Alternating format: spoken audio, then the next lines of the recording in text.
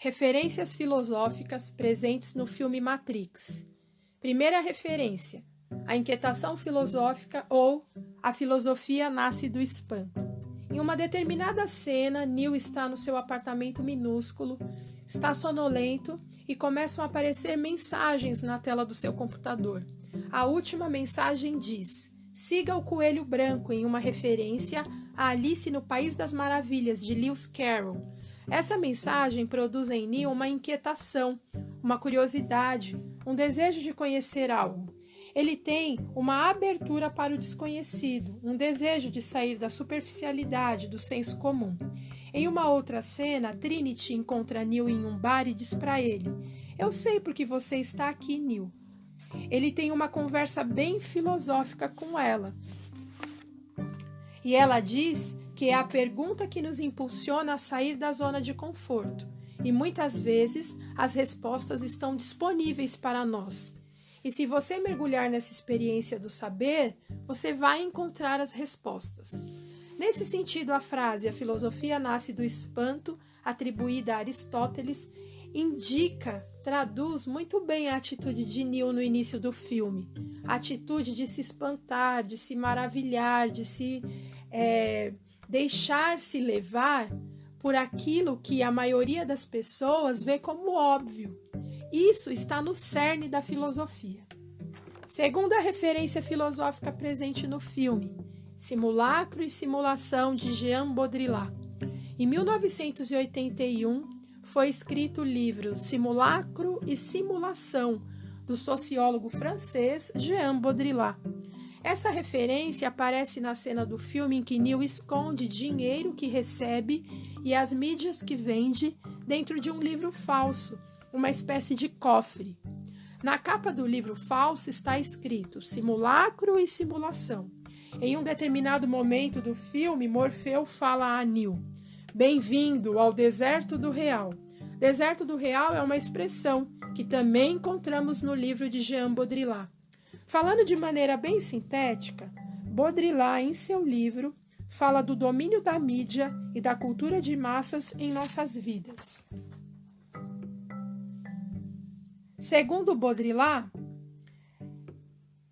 a simulação, que é a imitação de uma operação ou processo existente no mundo real, também existe junto com o simulacro, que é a representação de um elemento que nunca existiu.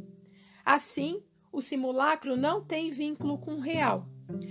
Cria-se nesse domínio a hiperrealidade.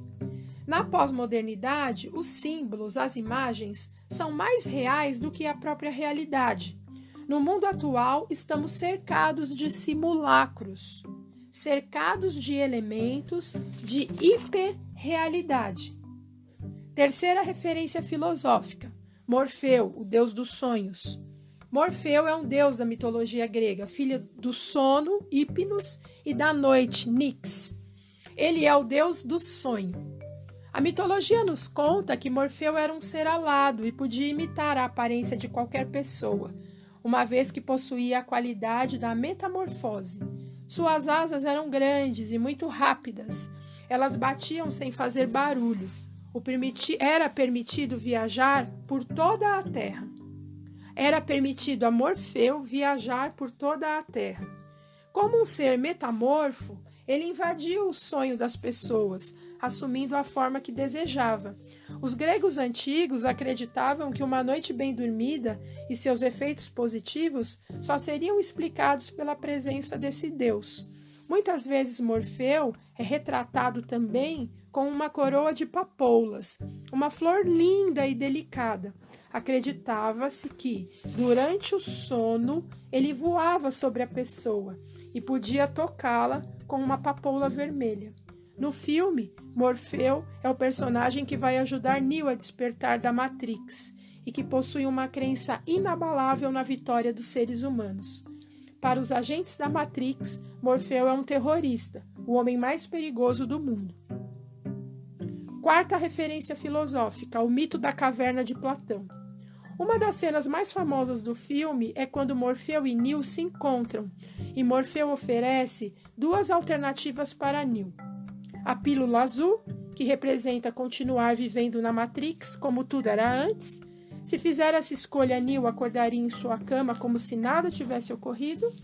E a pílula vermelha, que representa o mundo real, embora desconhecido. Neo se arrisca e escolhe a pílula vermelha, conhecendo finalmente a complexa verdade por trás de ilusões e aparências.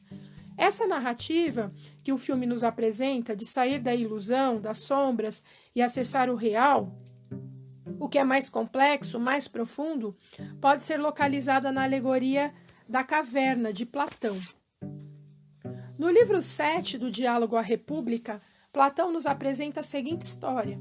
Imaginem homens que nasceram aprisionados dentro de uma caverna. Essa caverna não tinha iluminação nenhuma, a não ser a chama de uma fogueira que ficava do lado de fora. Tudo que esses homens viam eram a sombra dos objetos, projetadas na parede no fundo da caverna. Essas sombras eram criadas pelas pessoas que passavam na entrada da caverna. Os prisioneiros não viam os objetos reais, eles viam as sombras projetadas. Assim, a realidade deles era composta por sombras ou imagens, como afirmava Platão. Um dia, os grilhões de um dos prisioneiros se quebra e ele consegue escapar.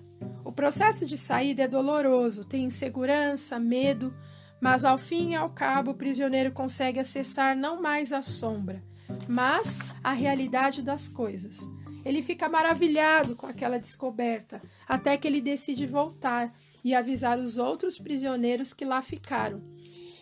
Ele intentava alertá-los que o mundo no qual eles estavam inseridos não era o mundo real. Ele era uma ilusão. Os prisioneiros o têm como louco e o matam, escolhendo viver dentro da caverna, acorrentados. Essa metáfora é utilizada por Platão para falar de sua teoria dos dois mundos, ou teoria das ideias. Para Platão, o mundo em que nós vivemos é uma cópia imperfeita do mundo das ideias, das formas eternas, imutáveis e perfeitas. Para Platão, só acessamos o mundo das ideias com nossa razão, e a filosofia almeja não o mundo sensível, mutável, concreto, mas a intelecção daquilo que é eterno, ou seja, as ideias. Então, Neo, ao optar pela pílula vermelha, se assemelha ao prisioneiro que quebra suas correntes e sai da caverna. Há um integrante do movimento de resistência liderado por Morfeu que vai trair o grupo, informando para o agente Smith onde Morfeu está. Cypher odeia a dureza da vida real fora da Matrix. Ele afirma que a ignorância é maravilhosa e depois que ele está cansado daquela guerra, cansado de lutar, cansado do barco Nabucodonosor. Cypher se assemelha aos prisioneiros que ficaram dentro da caverna de Platão, que se acostumaram com crenças, que tornaram a vida mais fácil e confortável e que muitas vezes, mesmo que alertados, não conseguem sair da superficialidade, do senso comum. Quinta referência filosófica, Sócrates. Uma cena muito interessante do filme é quando Neo é levado por Morfeu ao oráculo, que se apresenta na pele de uma personagem mulher, já madura e com muita simplicidade. Quando Neo a encontra, ela está dentro de uma cozinha, fazendo cookies. Na entrada há uma frase escrita, na parte de cima da porta. Conhece-te a ti mesmo, uma menção ao filósofo Sócrates. Ao dialogar com Neo, o oráculo pergunta a ele: Neo, você acha que é o escolhido? Neo responde que sinceramente não sabe. Ela fala apontando para a placa acima da porta. Sabe o que isso diz? É latim. Significa, abre aspas, conhece-te a ti mesmo, fecha aspas. Ou seja, Neo precisa buscar a resposta que ele tanto quer dentro de si mesmo. Sócrates, apesar de viver repetindo essa frase pelas ruas de Atenas, não era o seu autor. Essa frase estava escrita sobre o portal de entrada do santuário do deus Apolo.